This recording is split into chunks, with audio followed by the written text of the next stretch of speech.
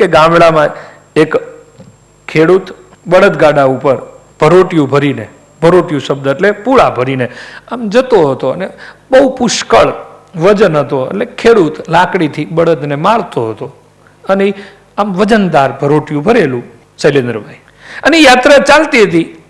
બળદ તાકાતથી એ ગાડાને ખેંચી રહ્યો હતો અને એમાં સામે ગધેડો મળ્યો એટલે બળદને ગધેડાની સામે જોયું. કારણ કે આપણે તમને ખબર હશે, પશુ પંખીઓની વાત સમજી શકે છે, પ્રાણીઓની વાત સમજી શકે છે, ગાંડાની વાત સમજી શકે છે, ડાયાની વાત નથી સમજી શકતા. તકલીફ આ છે સાહેબ, તકલીફ આ છે મોટી, સમજી ગયા?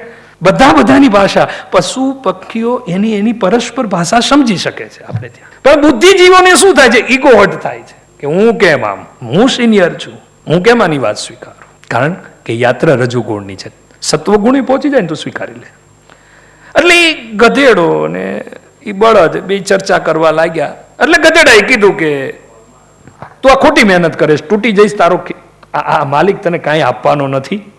હમણાં જ મારા માલિકે મારી ઉપર બહુ વજન ભર્યો હતો અને મારી ઉપર બે બાજુ આમ માટી ભરી હતી, પણ મારે કામ નહોતું કરવું એટલે હું આગળ જઈ અને એક પાડીએ આમ નમ્યો, બધી માટી પડી ગઈ અને હું ત્યાંથી નીકળી ગયો. તું આવું કંઈક કર ને, તું આ કંઈક કર કે તું થોડુંક આમ નમ તો તારું ગાડું પડી જાય તો તારે આ વજન આવે નહીં.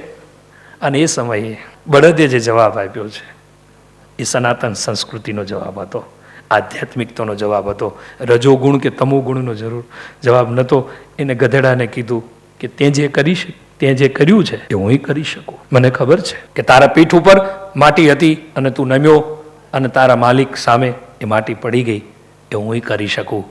પણ ગધેડા માફ કરજે, કારણ કે મારી માં ગાય છે, કારણ કે હું ગાયનું સંતાન છું, બળદ કહે છે. અને તું કોનું સંતાન છે એ ઘરે જઈને તું વિચારજે. આ ભારતીય સંસ્કૃતિ છે સાહેબ. કારણ કે નંદીએ કહ્યું છે કે મને મારી માના સંસ્કાર છે.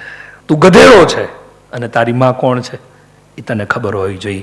મારી માં ગાય છે અને ગાયનું સંતાન છું, માટે હું મારા માલિક સાથે દગો ન કરી શકું. સનાતનનું સંતાન હોય એ ક્યારેય કોઈ સાથે દગો ન કરી શકે સાહેબ. ભારતીય સંસ્કૃતિનું જે સંતાન હોય ક્યારેય કોઈ સાથે દગો ન કરી શકે. पूरा वीडियो देखने के लिए सब्सक्राइब करें भारत कुल ऑन YouTube।